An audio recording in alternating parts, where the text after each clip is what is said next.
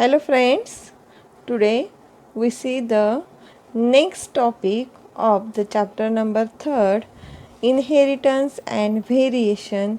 It is a Down syndrome. Last lecture we see the genetic disorder. We start the topic of genetic disorder.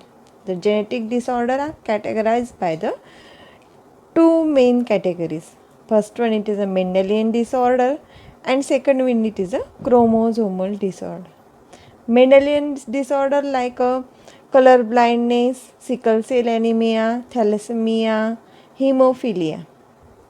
In this Mendelian disorder, we study the thalassemia disorder in a last lecture. Now, next one, it is a Down syndrome. It is also called as a 21st trisomy.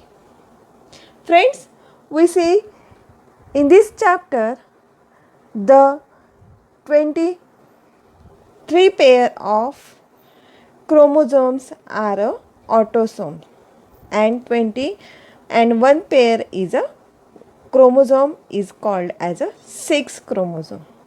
In this 23 autosome chromosome, there are in each chromosome having a pair. प्रत्येक chromosome असतो तो एका पेअरमध्ये आपल्याला पेअरमध्ये बघायला मिळतो.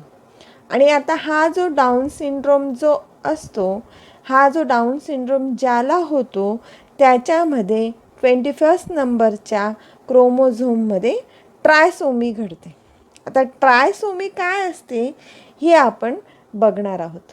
Down syndrome is name after the physician John Langdon Down who described this autosomal chromosome disorder in 1866. बघा आता down syndrome जो होता त्याला कोणी नेम दिलं? After the physician. एक फिजिशियन होता, त्याचं नाव होतं जॉन लँगडॉन डाऊन. म्हणून त्याला काय म्हटलं गेलेलं आहे? Down syndrome. कारण की त्या सायंटिस्टचं नाव होतं डाऊन, हू डिस्क्राईब दिस ऑटोसोमल क्रोमोझोम. त्याने काय डिस्क्राईब केलं आहे? ऑटोसोमल क्रोमोझोम डिसऑर्डर एक्सप्लेन केला आहे, डिस्क्राईब केला आहे 1866ला. This syndrome is caused due to an extra copy of chromosome number 21st. बघा आता हा सिंड्रोम कसा कॉज्ड होतो? Is a extra copy of 21st autosome chromosome. Autosomal क्रोमोझोममध्येच आपल्याला हा डिसऑर्डर बघायला मिळतो. सेक्स क्रोमोझोममध्ये हा कधीच तयार होत नाही किंवा तिथं सेक्स क्रोमोझोममध्ये एक्स्ट्रा कॉपी तयार होत नाही क्रोमोझोमची. This chromosomes are specially form in a autosomal chromosome is a 21st. It show presence of 3 copies of 21st chromosome. तो काय शो करतो? तो 21st क्रोमोझोममध्ये 3 कॉपीज तयार करतो क्रोमोझोमची. अशी नॉर्मली प्रत्येक क्रोमोझोममध्ये 2 पेअर येतात. आता समजा फर्स्ट नंबरचा क्रोमोझोम असेल तर त्याच्यात 2 पेअर असतील. सेकंड नंबरचा क्रोमोझोम असेल तर त्याच्यात 2 पेअर असतील. होमोलॉगस क्रोमोझोमचे ते क्रोमोझोम कसे असतात? होमोलॉगस असतात इन्स्टेड ऑफ होमोलॉगस पेअर. प्रत्येक नंबर क्रोमोझोमच्या नंबरमध्ये होमोलॉगस क्रोमोझोम असतात. Okay. This individual will have a 47 chromosome instead first normal is 46.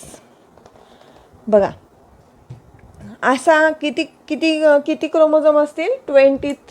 23 as a single, but the pair is a 46. Pair किती असतील? 46. 23 मल्टिप्लाय बाय 2 किती होता? 46 होतात.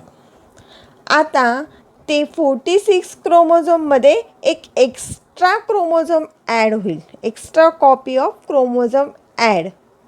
21st trisomy occurs due to non-disjunction or failure of separation of chromosome. 21st trisomy जी होते ते occur होते non disjunction or failure of separation of chromosome. Autosome कोणते chromosome? Autosomes. During gamete formation the incidence of non-disjunction is distinctly higher in mothers who are over 45 years old. आता हा syndrome केव्हा develop होईल?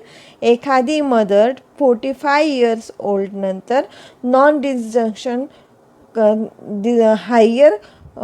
Higher distinctly बघायला मिळेल.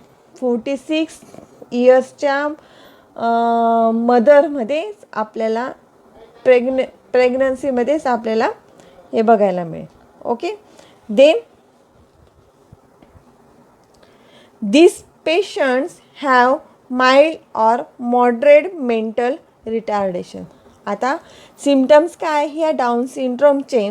तर याच्यातले जे पेशंट्स असतात, पर्सन जो असतो तो सफरिंग होतो माइल्ड और मॉडरेट मेंटल रिटार्डेशन. म्हणजे आता माइल्ड किंवा मॉडरेट इथं मेंटल रिटार्डेशन आपल्याला बघायला मिळेल. And skeletal development is poor. आणि त्याची स्केलेटन डेव्हलपमेंट कशी असते? पुअर असते. Distinct facial features like a small head.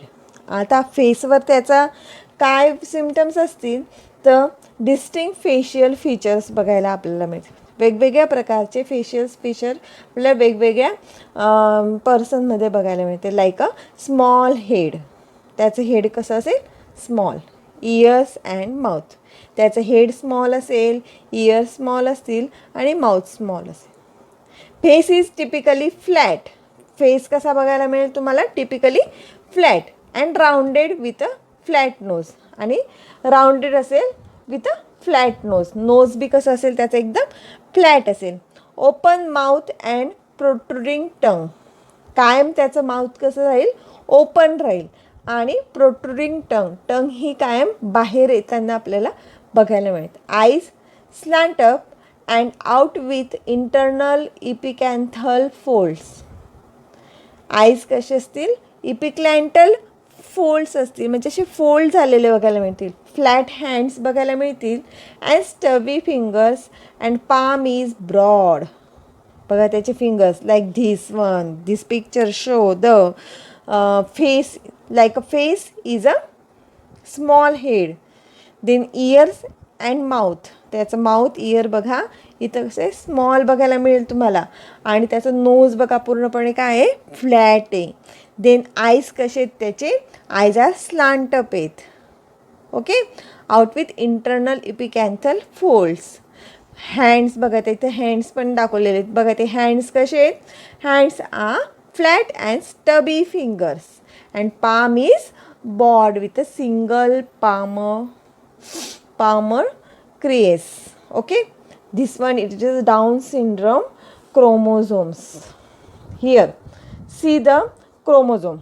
Now karyotype of Down syndrome. The figure shows the karyotype of Down syndrome. Here see the Down syndrome in trisomy 21st. बघा आता इथं तुम्हाला सगळे chromosomes बघायला मिळत आहे. 23 ऑटोसोमल क्रोमोझोम्स तुम्हाला इथं बघायला मिळत आहे.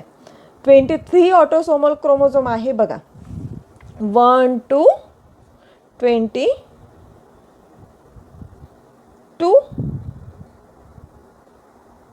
22 ओके.